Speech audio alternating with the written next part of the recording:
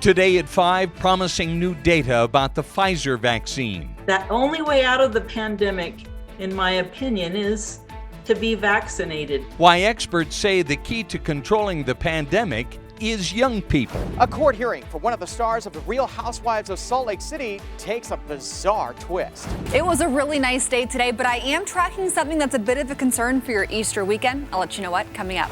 People sleeping on the streets, and the problem will likely get worse. I believe we do need another shelter in the state of Utah. Why the issue has become so complex and possible solutions on the way. The battle between the Ogden City Airport and Roy City continues. Airplanes that are dropping out of the sky and landing in the streets or landing on homes is going to be problematic. What the airport manager has in store and why Roy City isn't on board.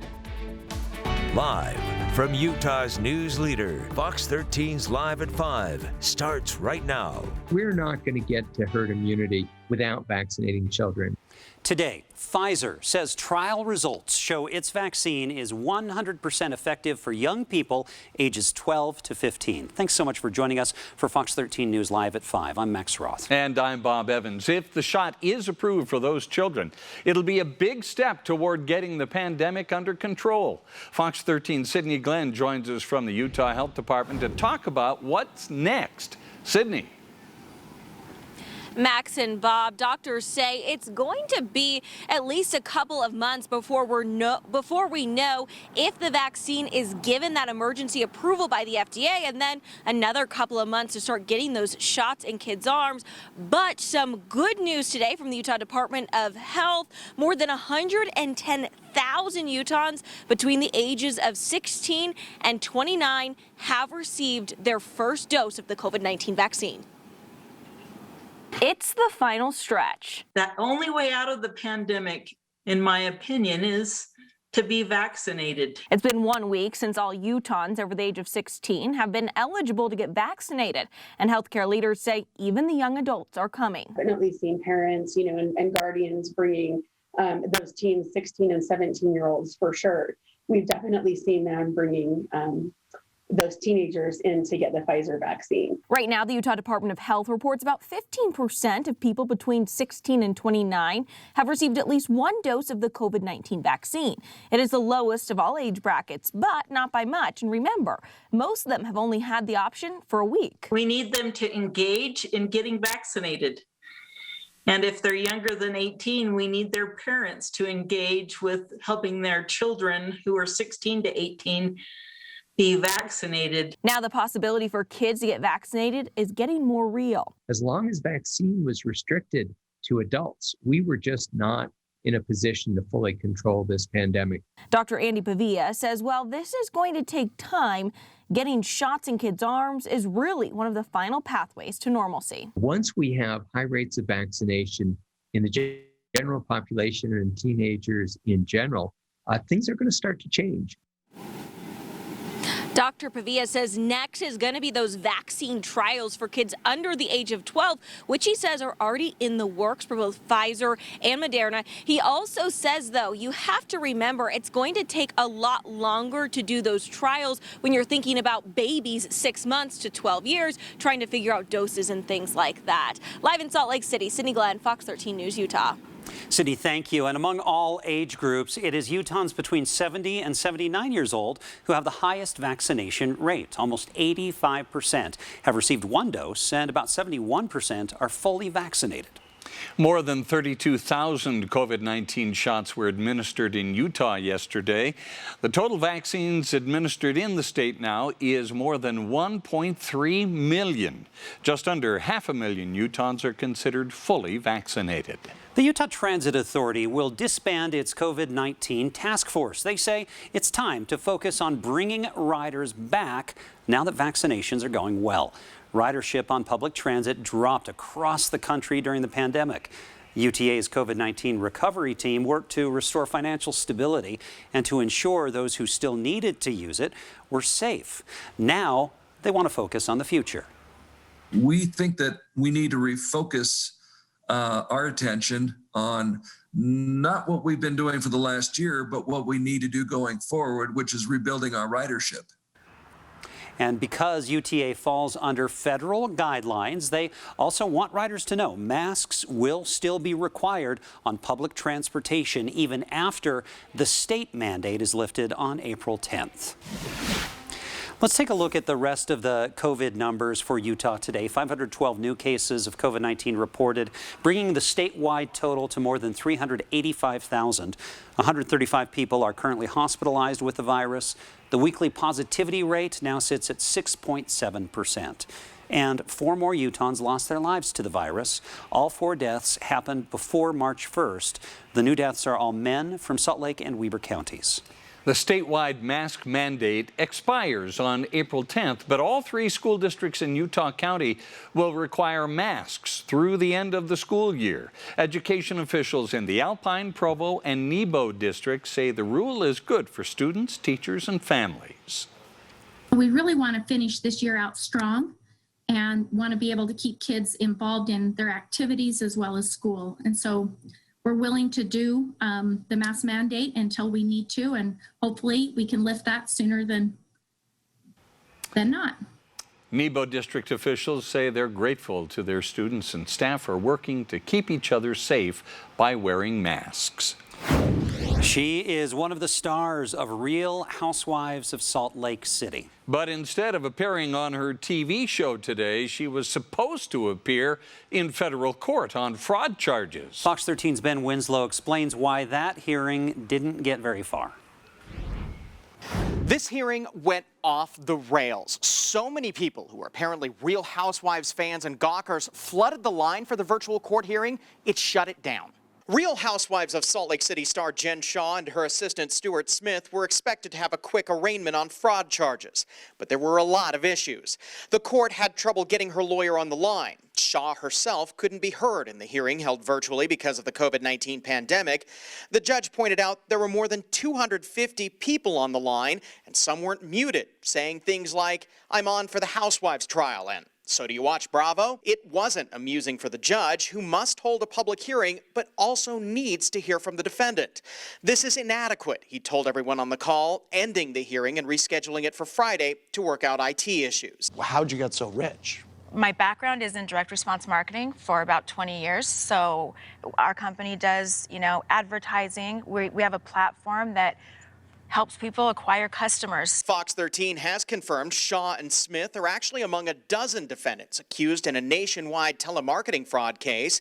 Federal prosecutors claim it targeted hundreds of victims. Some of the defendants have already taken plea deals. It appears to me that they're probably relying on a snitch. Rudy Bautista is a criminal defense attorney who represents white-collar crime defendants. He argues the government's case may not actually be that strong, but they'll certainly try to use her appearances on the show against her. They're hoping that people will see the videos and see how lifestyle she lives living in Park City. They're going to want to paint a picture of that.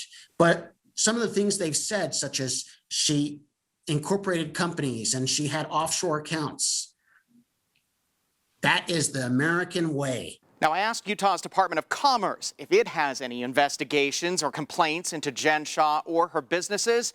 The agency says it doesn't comment on any active investigations. In Salt Lake City, Ben Winslow, Fox 13 News, Utah. We seem to be getting more and more sunshine out there, Allison. Yes, and that will continue to be the trend as we head into the holiday weekend. But our Old Mill camera also showing you people out golfing. A beautiful day for that, and we'll have a very nice weekend. So a tea time any time of the day. It won't even be too bad first thing in the morning, actually, heading into Saturday and Sunday. Temperatures here across the state right now, most of us around 50 to 55 degrees. In the 40s for Alta and Park City, mid-40s for Evanston. St. George currently 68 degrees. And across the country right now, temperatures down in LA and Phoenix, mid to upper 80s, 60 for Seattle, 30s up in Jackson, and then off to our east, New York, Atlanta, Miami, 50s, 60s, and 80s respectively. Now, as we look at satellite and radar, we have lots of sunshine here across the state. Salt Lake tonight, 10 p.m., low 40s by 8 a.m. as you wake up tomorrow morning. It won't be as cold as it was the last few mornings, and by noon tomorrow, mid 50s. So today we were still about 5 degrees below average. Tomorrow those temperatures are trending even warmer, and we are going to really quickly climb this weekend.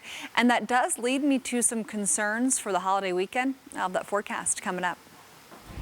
Still ahead, a shocking assault in New York City caught on camera. See how justice is being served after this Asian American woman was attacked in broad daylight. Also ahead, tragedy in Carbon County as a little girl loses her life in a house fire. See how her people are paying their respects tonight. Today was day 3 of emotional testimony in the trial of the former police officer accused of killing George Floyd. Prosecutors pushed their case that Chauvin used excessive and unnecessary force, which led to George Floyd's death. The day began with more testimony from a Minneapolis EMT who says that Chauvin prevented her from helping Floyd when he stopped breathing. Genevieve Hansen returned to the stand after breaking down in tears yesterday, recalling her efforts to save his life. When you couldn't do that, how did that make you feel? Totally distressed. Were you frustrated? Yes. The trial is expected to last for about a month. Derek Chauvin is facing 40 years in prison if convicted of second-degree murder. Find the latest updates on the Derek Chauvin murder trial on our sister network, Court TV. Over the air, that is channel 13.3. You can also watch them on Roku, Fire TV, Apple TV, and on Android devices. Want to warn you that this following video is jarring. New York City police say they have arrested the man seen on video kicking and stomping a 65-year-old Asian woman on Monday. Officials say the victim, who emigrated to the United States from the Philippines, was on her way to church when the attack happened. The suspect has been identified as 38-year-old Brandon Elliott, who police say was living at a homeless shelter a few blocks from where this attack happened. Police say Elliott was released from prison in 2019, where he served time for stabbing his mother to death in 2002. Well, Delta will sell middle seats once again. It's as of May 1st. Delta is the last remaining airline to keep middle seats vacant during the pandemic. It's another sign of a rebound in demand for air travel and a greater willingness of people to resume pre-pandemic activities. Airlines have insisted that even with planes fully booked, the additional safety measures they have taken have greatly reduced the threat of COVID-19 being spread among passengers. President Biden unveiling his more than $2 trillion infrastructure plan. I'm Hillary Vaughn in Pittsburgh. I'll have a closer look at the proposal. Plus, hear about the importance of the International Transgender Day of Visibility to the LGBTQ community here in Utah. All right, we want to bring you something new here. Hearing from Utah Jazz coach Quinn Snyder for the first time since the plane that he and the team were on had to make an emergency landing. That was yesterday afternoon. A bird strike to the left engine shortly after takeoff forced the engine to shut down and the pilot turned around. Coach Snyder shared his feelings about that experience before tonight's game in Memphis. Obviously, I think the most important thing, obviously, as I said, is that everything turned out.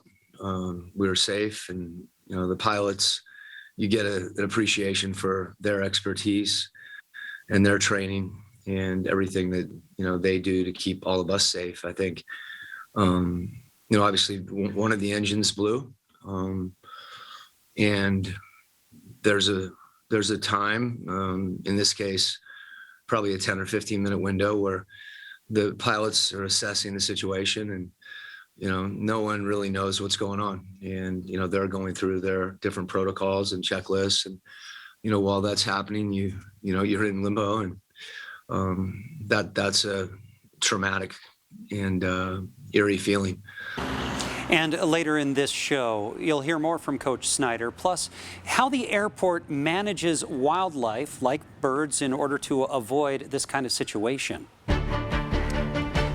President Biden traveled to Pittsburgh today to unveil his $2 trillion infrastructure plan.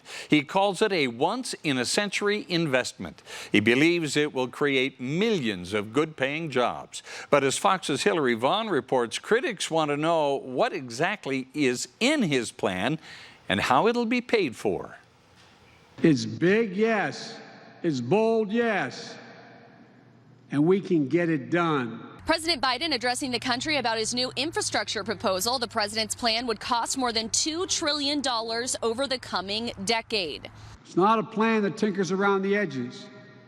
It's a once-in-a-generation investment in America. On the spending list, the administration intends to allocate more than $600 billion for bridges, roads, and airports, $300 billion to revive American manufacturing, and $400 billion in clean energy credits. Right, Democrats and Republicans all agree that we've got to do something about infrastructure.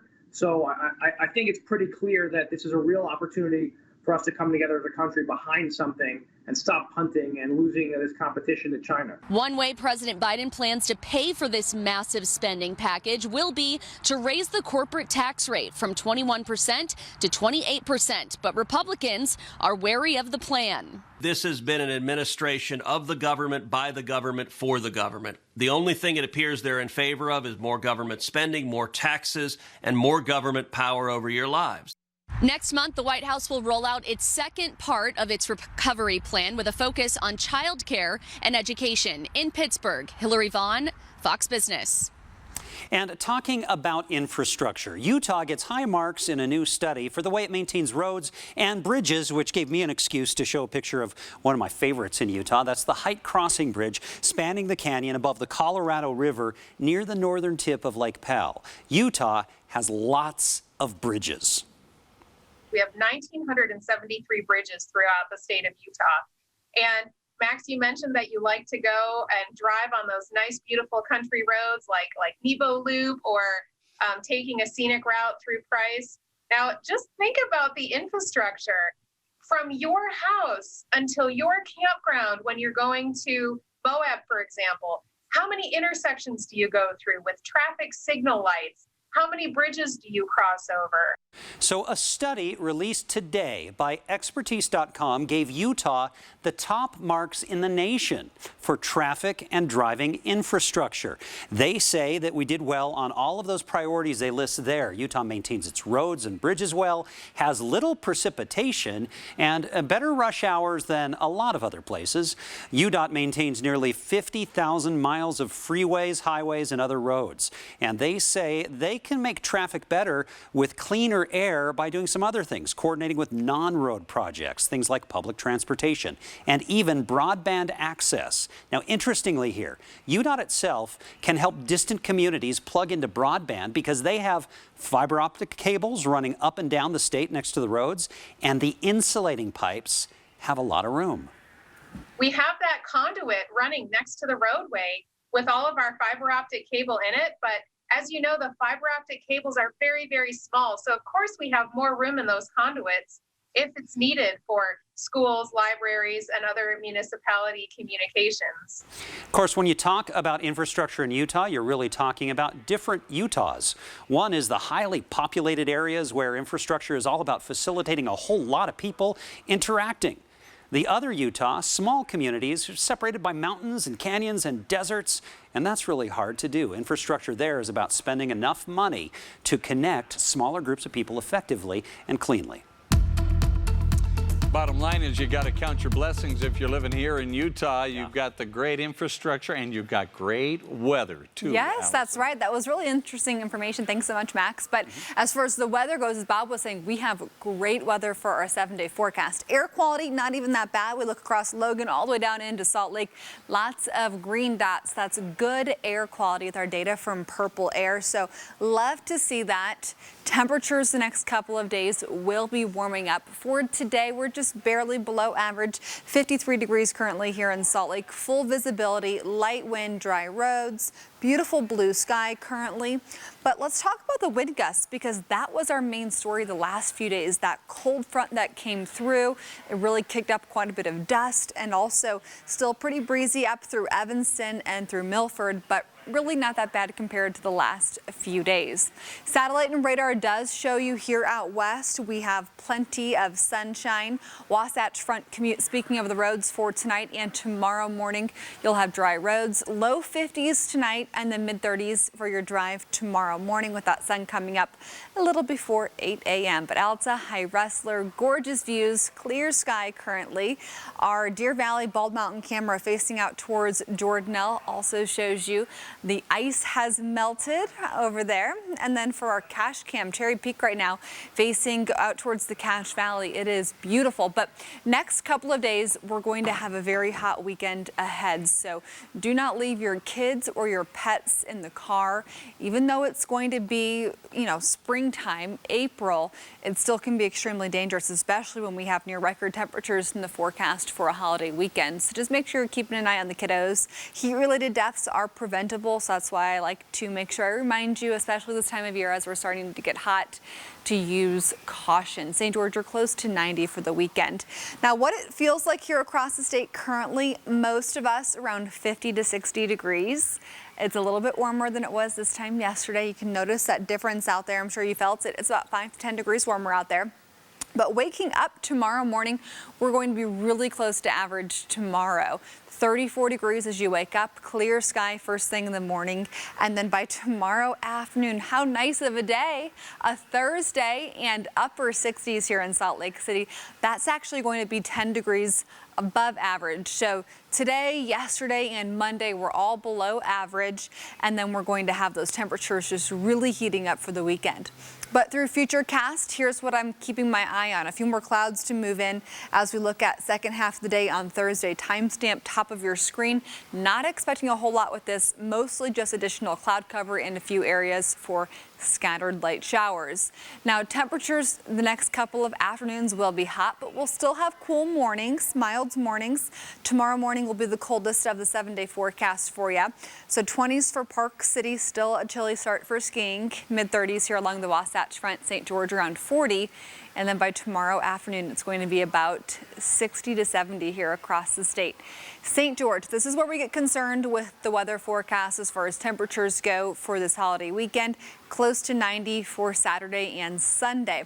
Then we've got wind that picks up Monday and Tuesday and a little bit of a cool down, but close to 80 to 90 for St. George. And here for the Wasatch Front, we are above average through next Tuesday, and then we cool next week with a few more chances for rain. Coming up in my next forecast, let's talk more about what you can expect with that cool down and chances for rain heading into next week.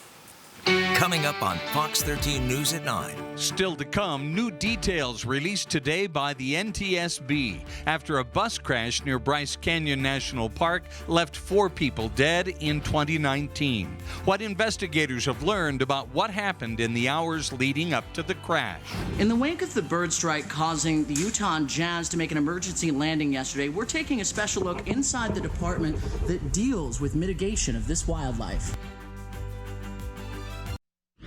In today's Money Watch, you'll soon be paying more for Kleenex, Huggies, toilet paper, and other products made by Kimberly-Clark. The company is blaming higher costs for raw materials. Kimberly-Clark's prices are going up in late June, they say. The increase less than 10%. Other companies, including Cheerios maker General Mills and the Olive Garden parent company Darden Restaurants, have also recently expressed concerns about paying higher prices for ingredients. Sabra is recalling certain 10-ounce containers of its classic hummus. A routine screening found potential salmonella in one tub, although no one has reported getting sick yet. The recall applies to all hummus produced February 10th, with a best before date of April 26th. The affected containers were distributed in 16 states, including Utah, Arizona, California, New Jersey, and Florida. It was a mixed day on Wall Street. The Dow was down 85 points on the day to close at 32,982. The Nasdaq gained 201 and the S&P added 14. Ahead in our next half hour, it is a story that was quite a scare for Utah sports fans. The Utah Jazz making an emergency landing after their plane hit a flock of birds. We'll take a look at what's being done to prevent things like that from happening. And Mayor Mendenhall says the state needs another homeless shelter. It comes just less than 2 years after 3 homeless resource centers were built. We take an in-depth look at what went wrong and what needs to happen to help solve Utah's growing homeless crisis. And we'll have the latest on a massive house fire in Kaysville, what investigators are learning about this hours-long battle with the flames.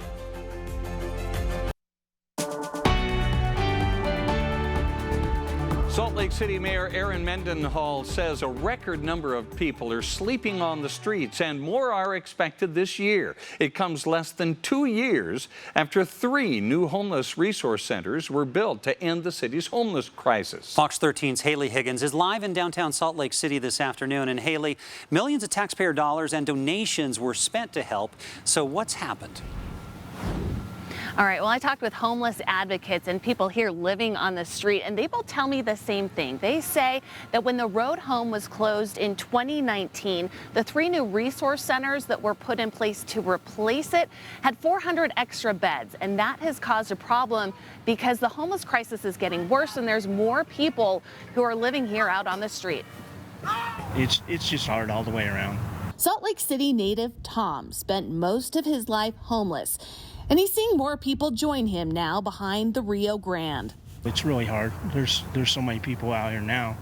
You know, I mean, we all try to help each other what little bit we can. With the closure of the troubled road home shelter in 2019, state and local leaders intended to move away from warehousing people and instead focus on moving them off the streets for good. Almost from the start, the 3 resource centers neared full capacity, forcing the city to open up emergency shelters during winter months. They tore down the one shelter that pretty much housed everything. If they had left that up and then built a couple more, they might have had something. The city's homeless crisis is complex, yet advocates say the climbing number of unsheltered people can be blamed on the pandemic, unaffordable housing, and even neighboring cities dropping people off. Capacity was a huge issue from the very beginning, and it was one that wasn't adequately dealt with.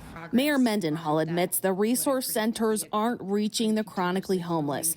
She's looking into constructing a tiny home community later this year. Advocates argue single occupant housing, such as an old hotel, will help too. A solution, whatever it is, cannot come soon enough for property owners struggling with encampments. I feel completely unsafe. I carry mace with me. I have people approach me constantly. Now, I looked into the current occupancy rates of the 3 newish resource centers and the emergency center. Now, they range anywhere from 81 to 90% full as of Monday. Reporting live in Salt Lake City, Haley Higgins, Fox 13 News, Utah. Haley, thank you. In addition to money set aside by the legislature this year, advocacy groups are hopeful federal stimulus money will help people afford permanent housing in Salt Lake City. Tonight, a Carbon County community will gather for a vigil to honor the life of an 11-year-old girl killed in a house fire just over the weekend. Authorities recovered the body of Holly Fox from her East Carbon home early Sunday morning. Neighbors called Holly Mother Hen because she was always taking care of others. The vigil will take place at 8 p.m. in Sunnyside Park. Crews are investigating a massive house fire in Kaysville. It started late last night. The home appears to be a total loss. Neighbors called 911 overnight after seeing flames shooting from the structure. It took more than 24 firefighters more than 2 hours just to get the flames under control. The folks who live here were not inside. They apparently just sold the property for 7 figures and are now staying at a nearby hotel. Members of the transgender and non-binary community were celebrated at the Utah Pride Center this morning as part of the International Transgender Day of Visibility. After the transgender flag was raised, members of the community had the opportunity to tell their stories in their words. According to the Utah Pride Center, Utah ranks 6th in terms of suicide rates nationwide, and the current national rate of attempted suicide for transgender people is 41%. There are a lot of cultural, legal, and economical challenges that the transgender community faces. But I would say rejection and social isolation are probably the biggest ones. Today's event is not to be confused with Transgender Day of Remembrance, which will be held November 20th and honors those lost to suicide or to violence. The NTSB has released new details today about a crash that killed 4 Chinese tourists near Bryce Canyon National Park in 2019. New documents reveal that the tour bus carrying the tourists had problems earlier in the day with the engine starting. The bus driver gave his boss a call, and the boss told him to crawl under the bus and give the starter, quote, 2 good hits. The bus was able to start up again. It's not clear how big a role those kinds of complications may have played into the crash later that day. The Church of Jesus Christ of Latter-day Saints says revisions to its general handbook are about 75% complete. The latest updates were published today. 4 chapters were rewritten. 7 others have added or revised sections. There are new sections on vaccinations, encouraging members to safeguard themselves, and on affinity fraud, saying members who engage in that crime may face membership restrictions.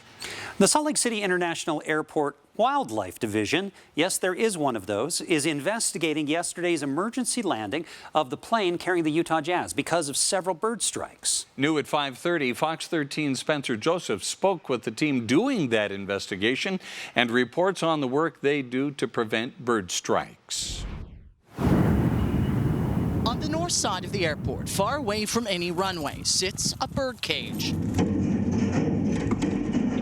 Inside, several different species of birds. House sparrows. It looks like we may even have a red-winged blackbird in there. All a part of mitigation efforts to prevent birds like these from hitting an aircraft, taking off, or landing. The whole key is to use a myriad of techniques. So they'll land on that perch and get caught. Candice Davila is the Salt Lake Airport wildlife manager, and it's her job to protect the flying public. You always have to vary what you're doing. And as for yesterday's incident, sobering.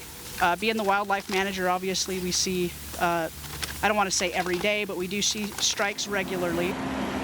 But this one was significant.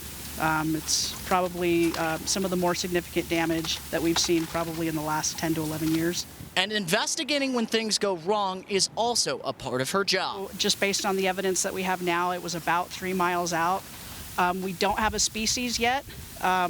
We've actually taken feather samples and DNA samples from different places on the aircraft. Back at their shop, Davila showed us some of the bigger specimens. Red-tailed hawk, this is Swoop. A pretty typical size. She's probably, I'm going to say she's female. A bird like this could cause serious damage. This one was caught yesterday, and it's already being released back into the wild, away from the airport. Most likely a 3rd or 4th year bird. It's an adult bird. So whether it's birds, big or small, or even other animals, yesterday's incident is a reminder that nature is all around us. And that's why this team is here. Public protection and the public safety is our number 1 priority. So once their team determines what species of bird it is, they can do some very specific mitigation efforts to make sure a plane like that one taking off doesn't hit a flock of birds like what happened yesterday. At Salt Lake International Airport, Spencer Joseph, Fox 13 News, Utah. It is a tall order. You know where Salt Lake City International is. Right next to the Great Salt Lake, it is between 2 huge migratory bird routes. Utah considered a hot spot for bird migration.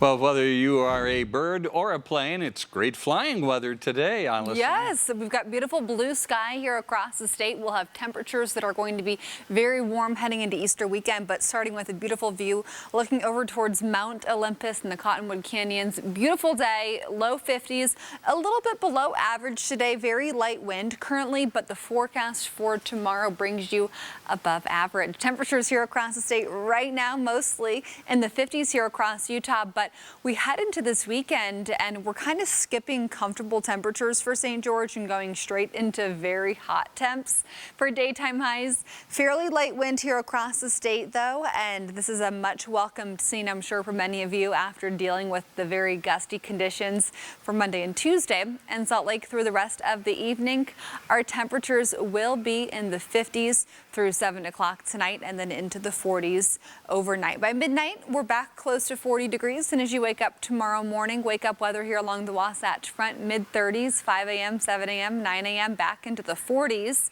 with lots of sunshine tomorrow. But things are really heating up heading into Easter weekend.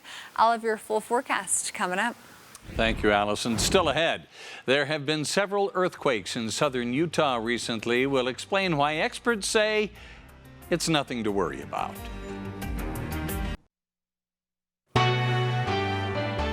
Right now, there is an energetic earthquake swarm in southern Utah. The U.S. Geological Survey has recorded at least 60 minor earthquakes in the past week. The largest of those were 3.2 and 3.0 magnitude earthquakes.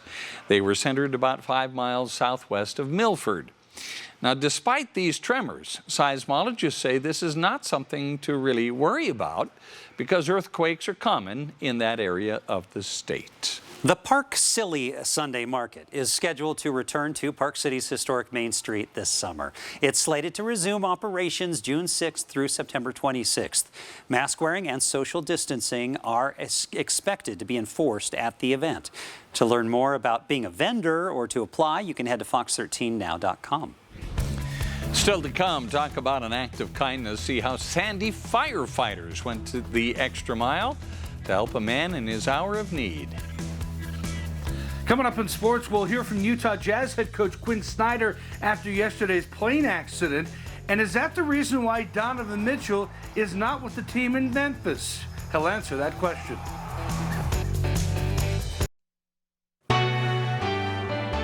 Welcome back. Ogden-Hinckley Airport has had more than its fair share of problems with several small plane crashes nearby in just the past 4 years. The city has tried to make safety improvements, but as Fox 13's Aaron Cox reports, real change might take a long time.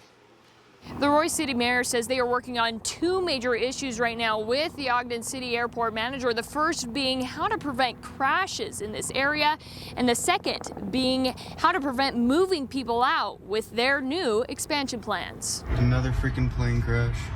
At least 5 crashes have happened within a 2 to 3 year period of time out of the Ogden City Airport. It's loss of life, risk of loss of life, and loss of property. And so every one of them's a big deal, and every one of them needs to be avoided if possible. But avoiding it seems nearly impossible, especially because the Federal Aviation Administration has policies they can't change. I can't go out and tell the guy that's getting in this plane how he's going to fly. Airplanes that are dropping out of the sky and landing in the streets or landing on homes is going to be problematic. Roy City Mayor Robert Dandoy acknowledges their properties encroach on the airport's land, one of the conflicts they couldn't predict 30 years ago when the city was developing. That's why he wants to make sure in the next 30 years they don't create similar problems. We're going to build this right here. The plans are all mapped out. This, what I showed you earlier, is 10 years. This plan here is for 20 years. $92 million worth of construction to be built in the next decade. If you look over here, we've got a huge trailer park. The problem is that property belongs to someone else. It's probably closer to 400 trailers and at least 600 or 700 people. I don't like that. Mayor Dandoy says there are conversations of Ogden City acquiring the land and changing the boundaries so that the property becomes Ogden-owned, removing Roy residents and shrinking Roy City boundaries. I'm not saying I don't want to help Ogden City to advance and maybe look for ways by which they can be a better airport, help them economical development. But I don't think their economical growth should be at the expense of Roy City. The hope for all that their plans will help prevent further accidents. Aviation can be very, very unforgiving, both on the ground and in the air. Mayor Dandoy says he is waiting to hear back from Ogden City about some of his questions. Once he gets their responses, he says they will hold a meeting. In Ogden, Aaron Cox, Fox 13 News, Utah. A Sandy woman is thanking her neighbors and the fire department for helping her husband after he collapsed in their yard. It was a scare Dodie Cavanis had, but she says she was in the house while her husband Keith was doing yard work. She got a knock on the door from a neighbor. Her husband had passed out on the lawn, and the neighbors had already called 911. By the time that Dodie got outside, the Sandy Fire Department had arrived. After deciding that she would take her husband to the hospital for a checkup, the fire department stuck around. They finished the yard work Keith had started. You know, we all know how to mow a lawn. We all know how to take care of people, and that's our main job, is just make sure that when we leave that scene that the people are happy. It was out of this world what they did. I mean, totally. Yeah, Sandy's finest. Dodie says her husband still in the hospital having tests, so hopefully he'll get some good results and be able to come home soon to a neatly manicured lawn, courtesy the Sandy Fire Department. Yeah, that is so, it's just so nice, you know, it's just, what a great instinct. Very nice thing to do, absolutely. Yeah. Well, hey, I have a very nice forecast for you here over the next couple of days. It's actually going to be very hot this weekend, but right now here in Salt Lake City, look at this view. This is from our Ochre Cam looking across the Salt Lake Valley. Lots of sunshine out there, light wind out of the north. St. George, plenty of blue sky right now. No clouds actually on this camera view. 68 right now, light wind out of the southwest, 5 miles per hour. If you've been struggling with allergies the last couple of days, I have some good news. The only things that are registering today, mold and cottonwood at a low level. So this is an improvement compared to yesterday. Satellite and radar here across the state shows you high pressure in charge. Really, we're going to have just a chance for a few more clouds to move in from the southwest on Thursday night, but really light wind over the next couple of days. It's still pretty breezy up into southern Wyoming. So Evanston, Rock Springs area about 15 to 25 miles per hour, blending right now 25 miles per hour. But we look at these temperatures and it's going to be a comfortable evening. Definitely need a light jacket tonight or early tomorrow morning, but really going to have a warm afternoon tomorrow. So Salt Lake, the rest of the night, our temperatures will be in the 50s through 7 o'clock. And then as we get ready for bed, we're in the 40s. And then waking up tomorrow morning, it'll be pretty close to average. But today, below average for highs and lows, about 5 degrees here in Salt Lake City. A record high for today would be 80 degrees set back in 2012. And then that sun is going to rise at about 7:15 tomorrow morning, and it will set tonight a little before 8 p.m. So Salt Lake over the next couple of days, look at these temperatures come Saturday and Sunday on a weekend. If you like last weekend, this will be even better for you here along the Wasatch Front. So we'll have warm afternoons for Easter weekend, and then come Monday, 73 degrees. So it's going to be hot. I know a lot of you have a long weekend and you're planning on doing hiking or camping or just anything to get out of the house. Just keep in mind you'll want to stay hydrated, and if you are planning any camping trips, light, loose clothing, always a good idea. And then temperatures in the car, just a reminder, we're getting to that time of year, especially in southern Utah this weekend, where it's going to be hot enough in the car that that car could quickly become deadly. So a nice little phrase to remember is look before you lock. So don't leave your kids or pets in those vehicles, because if the outside temperature is 80 degrees in just 20 minutes, that car can get up to almost 110. And so heat-related deaths are preventable. Just make sure that you're being extra cautious here across the state, especially St. George this weekend. So Futurecast, let's talk about Thursday night. I mentioned more clouds coming in from the southwest. Tracking the chance for a few isolated scattered light showers. This would be late tomorrow night, but not really anticipating any impacts from that. Temperatures tomorrow morning, 30s, highs tomorrow in the 50s and 60s here across the state. And then St. George, the reason I'm concerned about that heat this weekend, you're close to 90 for Saturday and Sunday.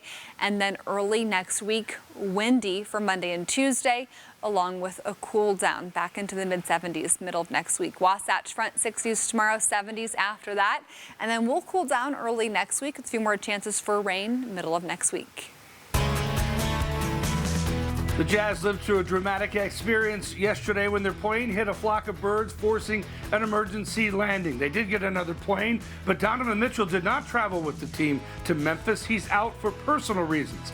Mitchell has expressed his dislike for flying in the past, which makes you think yesterday's plane accident is the reason he's not there. Head coach Quinn Snyder was asked about Mitchell's status today. I never comment on, personal situations with any of our players. I don't know that, that an experience like that is just suddenly passed on and away. So I think, you know, as I said, everybody's impacted in different ways, all very significant. Coach Snyder said they all had a sense of gratitude when they landed safely on the ground, but there was a different feeling the moment when one of the engines blew. There's a time, in this case, probably a 10 or 15 minute window where the pilots are assessing the situation, and you know, no one really knows what's going on. And you know, they're going through their different protocols and checklists, and you know, while that's happening, you know, you're in limbo, and that's a traumatic and eerie feeling. The most important thing is that, you know, everybody, you know, is safe, and you know, we got through the situation, and I think all of us had the same anxiety during those moments, and as I said, we made it through. The BYU women's volleyball team won their 7th West Coast Conference championship with a 3-0 sweep of Santa Clara today. That gives the 14th-ranked Cougars an automatic bid to the NCAA tournament. The NCAA selection show is Sunday. I'm really excited to introduce a new program, an initiative that will help do that. Birdies for Books. It's exactly what it sounds like. For the remainder of this PGA Tour season, every birdie I make on tour, we'll be donating 25 books. Every eagle I make, we'll be donating 50. As I've gone throughout my life, I feel like reading is one of the best ways to obtain knowledge, and reading is powerful. Yeah, Utah PGA Tour Pro Tony Finau, hoping to inspire underprivileged kids. You'll start making books for birdies tomorrow in the first round of the Valero Texas Open. Great to see that he continues to give back. We'll be right back. We have breaking news just into the Fox 13 newsroom. We have confirmed that Nebo High School teacher Dan Money has resigned from his position and is no longer employed by the district. A spokesperson for the district confirmed that to us just a few moments ago. Money is accused of sexually harassing several former and current students at Springville High School.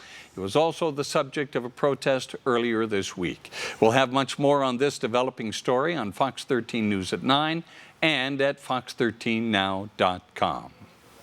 We're so glad that you chose to watch Fox 13 News live at 5. If you missed any of the newscast, you can catch a complete replay starting now on our free streaming app for Roku, Fire TV, and Apple TV. We'll be back here for Fox 13 News at 9.